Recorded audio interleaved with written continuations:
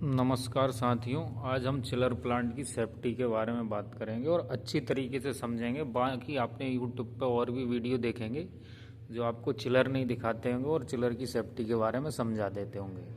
मैं आशा करूंगा कि आपको इस चिलर की सेफ्टी के बारे में पूरी एक एक चीज़ समझ में आएंगी। इसमें काफ़ी सारी सेफ्टी लगी होती हैं। कंडेंसर पे अलग लगी होती हैं, एवापोरेटर पे अलग होती हैं, कंप्रेसर पे अलग होती हैं और पानी की अलग होती हैं और सप्लाई की भी अलग अलग होती हैं। अपने इंटरव्यू में सबसे ज़्यादा क्या पूछते हैं, चिलर प्लांट में जो भी काम करते हैं या ऑपरेट करते हैं उनको सेफ्टी के बारे में ही पूछा जाता है। इंटरव्यू में सबसे ज़्यादा सेफ्टी के बारे में पूछी जाती है कि किसमें क्या सेफ्टी लगी होती है। चलो तो अपन बिना देरी करे, देखो अपने ये 150 टन के प्लांट है ट्रेन के। हम अपन सबसे पहले सेफ्टी की बात करते हैं तो इसमें लगी होती है वाटर सेफ्टी। वाटर सेफ्टी क्या करती है, जैसे मैंने वाय दफ़े इस प्लांट को ऑपरेट करने के लिए यहाँ से ऑन की कमांड दे दी और मेरे ये बटरफ्लाई बाल बंद है, यानी पानी नहीं आ रहा है जैसे इस तरीके से ये बंद है। यदि मैंने इस प्लांट को उदाहरण के तौर पे यदि ऑन की कमांड दे दी तो क्या करेंगे, ये फ्लो स्विच लगे हुए हैं, इनको बोलते हैं वाटर फ्लो स्विच। इनमें एक पत्ती लगी डली होती है नीचे ऐसे, तो वो क्या, जैसे ही पानी इधर नीचे से घुस के जब ऊपर जाएगा तो जो क्या करती है, एनओ से एनसी हो जाती है और इन वायरों के थ्रू अपने कंट्रोल सिस्टम को कमांड दे देती है कि हाँ मेरे पास पानी का फ्लो आ रहा है। ऐसे ही दोनों में लगी होती है, एवापोरेटर में भी और कंडेंसर में भी। ठीक है, सबसे पहले अपनी क्या होती है इसमें पानी की सेफ्टी। ठीक है, पानी के बाद फिर अपन और भी आगे चलते हैं। इसमें बहुत सारी सेफ्टियाँ लगी होती हैं। आज एक एक चीज़ की सेफ्टी के बारे में अपन पूरी क्लियर करके समझेंगे। आपको सबसे पहले पानी की सप्लाई की सेफ्टी आपको समझ में आएगी। चिलर में सबसे पहले पानी की सेफ्टी होती है, एवापोरेटर में भी कंडेंसर में भी। सबसे पहले अपन कंडेंसर का समझ लेते हैं कि कंडेंसर में अपनी पानी की सेफ्टी क्या होती है, इसको बोलते हैं फ्लो स्विच से। फिर आगे चलते हैं, काय की सप्लाई आती है इसमें, देखो फिर आती है हमारी लो प्रेशर। यानी इस कंडेंसर में यदि गैस का प्रेशर लो होगा, यानी लो होगा तो क्या करेगा ये कंडेंसर, इसमें गैस का प्रेशर लो होगा तो सेंस करेगा। ये सेंस किससे करेगा, देखिए मैं दिखाने की कोशिश करता हूँ। यहाँ से ये क्या करेगा, यहाँ से ये कंप्रेसर, अपना कंप्रेसर इस पर सही दिख रहा हो, देखो ये कंप्रेसर आपको सही दिख रहा है पूरा अपना एक सर्किट के लिए एक कंप्रेसर। इसमें लो प्रेशर की सेफ्टी ये लगी हुई है, देखिए इसको बोलते हैं एलपी, यानी ये लो प्रेशर स्विच है। जैसे ही हमारा कंप्रेसर एवापोरेटर से गैस खींचेगा और जब कंप्रेस को कंप्रेसर के लिए जब डालेगा तो यहाँ पर प्रेशर लो होगा, तो यहाँ पे लो प्रेशर की सेफ्टी लगी हुई है हमारी। ठीक है, कहाँ पे, कंडेंसर पे। और ऐसे ही सेम जब आउट करेगा गैस को सामने से, देखिए आउट करेगा कंप्रेस करके, वो देखिए आपको दिख रही होगी, जहाँ से उसने आउट करके सीधी वो सामने लगी हुई है, वो दिख रही है। पास से देखिए कुछ ऐसी दिखती, ये दिख रही है। तो हमारा क्या करेगा यहाँ पे, ये हमारी लो प्रेशर की और ये हमारी हाई प्रेशर की, ये दोनों को रीड करेगा। यदि लो प्रेशर होगा तो भी हमारा चिलर को चालू नहीं करने देगा और अपना हाई प्रेशर होगा तो भी चालू नहीं करने देगा। ठीक है, आपको इतना समझ में आ गया हो कि हमारे कंडेंसर में लो प्रेशर और हाई प्रेशर की सेफ्टियाँ लगी होती हैं। ठीक है, अब अपन आगे चलते हैं, कौन सी सेफ्टी लगी होती है, ऑयल प्रेशर की। देखिए ऑयल प्रेशर यहाँ से अपना क्या करता है, चिलर प्लांट में जो लगे होते हैं इसके थ्रू ये ऑयल का प्रेशर क्या करता है, सामने अपनी पीसीबी को भेजता है। यहाँ से हमारा देखो यहाँ पे ऑयल चलेगा, कंप्रेसर चलेगा, दोनों रोटर चलेंगे, तो यहाँ पे हमारा ऑयल का प्रेशर बराबर होना चाहिए। तो हमारी काय की ऑयल की इसमें सेफ्टी लगी रहती है, ये बहुत ज़रूरी है। देखो अब इसमें कंडेंसर में आपको समझ में आ गया हो, ये हमारी कंडेंसर की सेफ्टी है। ठीक है, और इसमें एक और होता है, ये प्रेशर रिलीज वाल्व। ये प्रेशर रिलीज वाल्व कब काम करता है, जब हमारी कंडेंसर की एलपी एचपी ये काम करना बंद कर देंगी, जब हमारा प्रेशर रिलीज वाल्व करेगा काम। क्योंकि कभी कभी क्या होते हैं, ये फंसे रह जाते हैं, काफ़ी दिनों बाद ये ऑपरेट नहीं होते हैं एनओएनसी की वजह से, तो ये फंसे रह जाते हैं। फिर हमारा प्रेशर रिलीज वाल्व क्या करेगा, जैसे हमारे प्रेशर कुकर में सीटी होती है उस तरीके से हाई टेम्परेचर होने पर उड़ जाएगा। हमारा सिर्फ गैस उड़ेगा इस प्लांट में से और बाकी बचा रहेगा। अब हम बात करते हैं आगे काय की, एवापोरेटर की। अब कंडेंसर को आपको समझ में आ गया हो, अब अपन चलते हैं एवापोरेटर की तरफ। देखिए जी हमारा नीचे जो काला काला दिख रहा है जी एवापोरेटर, उसमें हमारे प्लांट की गैस की जो गर्मी होती है वो ठंडा करती है और इसमें हमारा क्या, ठंडा, इससे हम चिलर प्लांट का जो पानी होता है उसमें ठंडा करते हैं। अब एवापोरेटर में सेफ्टी किस किस की होती है, एवापोरेटर में सबसे पहले होती है हमारी काय की, पानी की। नीचे से हमारे एवापोरेटर में पानी जाएगा और ऊपर से लौट के जाना चाहिए, दोनों में। ठीक है, सेम कंडेंसर में जो सेफ्टी होती है वही हमारे एवापोरेटर में लगी होती है। देखिए जैसे ही हमारे इसमें एवापोरेटर में हम कौन सा पंप चालू करेंगे, पंप हम यहाँ से जैसे ही चालू करेंगे, हमारा सेकेंडरी पंप वो लगा हुआ है, जैसे ही सेकेंडरी पंप हमारा चालू होगा तो पूरे फील्ड में से पानी घुमा के एवापोरेटर में लाएगा। एवापोरेटर में जब पानी घुस के वापस जाएगा तो सेंसर को क्या करेगा, एनओ से एनसी कर देगा। वो हमारे चिलर को कमांड दे देगा कि मेरे पास अभी दोनों लाइनों में पानी बिल्कुल सही कंडीशन में, तो हमारा चिलर आगे ऑन होगा। जब ऑन होगा तो इसमें पानी की हो गई। फिर इसमें एक और सेफ्टी लगती है एवापोरेटर में, क्या, एंटी फ्रीज की। एंटी फ्रीज मतलब समझते हो क्या होता है, इसके अंदर आइस ना जम जाए।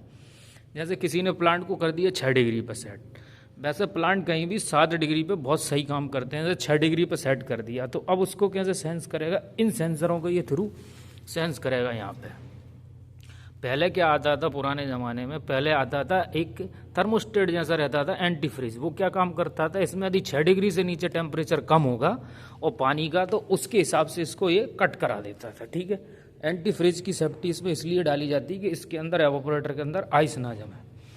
फिर उसके बाद सेम इसमें वही होता है जैसे अपना क्या होता है प्रेशर रिलीज वाल, ऐसे ही सेम कंडेंसर के ऊपर भी लगा रहता है और सेम हमारा एवापोरेटर के ऊपर भी। अब आप कहोगे कि एवापोरेटर में प्रेशर तो हाई होगा नहीं, कम होगा।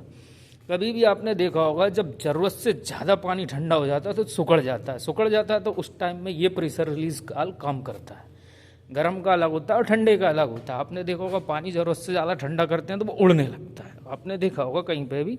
जब वो सुखड़ जाता है तो उस टाइम पे ये पूरे एवापोरेटर को बचा के ये खुद फट जाएगा। ठीक है, पिचक जाएगा, खराब हो जाएगा। आप समझ में आ गए हो, अब एवापोरेटर की आपको सेफ्टी समझ में आ गई हो। अब आप आगे चलते हैं कंप्रेसर की सेफ्टी पे। देखिए सामने आपको 2 कंप्रेसर दिख रहे होंगे, पहला और दूसरा। मैं आपको साफ साफ दिखाई दे रहा हूँ, आपको अच्छी तरीके से समझ में आया। कंप्रेसर की सबसे अच्छी मतलब सबसे उसको ज़रूरत काहे की पड़ती है, सबसे पहले ऑयल की। ऑयल की मैंने आपको सेफ्टी दिखाई दी थी। कंप्रेसर में ऑयल कम आएगा या ऑयल प्रेशर कम होगा तो अपना कंप्रेसर सेपरेटली कट हो जाएगा। अब इसमें ऑयल और गैस अलग अलग कैसे होंगी, जो सामने आपको एक बड़ी बोतल दिख रही है ये, इसको बोलते हैं ऑयल सेपरेटर। ये क्या करेगा, कंप्रेसर इसने एवापोरेटर से गैस लेके एलपी और एचपी के थ्रू ये चालू हो जाएगा, फिर इसमें फेंकेगा बाहर। तो क्या होगा, कभी कभी ऑयल गैस के साथ चला जाता है, तो जो ऑयल सेपरेटर होता है ये भी एक सेफ्टी का ही काम करता है। तो क्या करता है ये ऑयल सेपरेटर, ऑयल और गैस को अलग अलग कर देता है, फिर वापस ऑयल कंप्रेसर को देता है। देखो कैसे देता है, ये दिख रहा होगा। यहाँ से हमारी गैस आई, आपको दिख रही हॉट, और इसमें नीचे जाएगी, नीचे से जो ऑयल होगा जहाँ आ जाएगा, और यहाँ से सीधा वापस देखो कंप्रेसर को लाइन गई, वापस ये चला जाएगा। तो ये हमारा कंप्रेसर में क्या लगा रहता है, ऑयल सेपरेटर। ये हर कंप्रेसर के साथ होगा, चाहे इतना बड़ा कंप्रेसर हो चाहे कितना ही बड़ा कंप्रेसर, उसको बोलते हैं ऑयल सेपरेटर। तो ये हमारी ऑयल प्रेशर की काय की ऑयल सेपरेटर, ये काय की हमारी सेफ्टी है कंप्रेसर की, को ऑयल इसको प्रॉपर मिलता रहे। और एलपीएचपी की मैंने आपको पहले ही बता दी। अब उसके आगे अपन और भी बढ़ेंगे।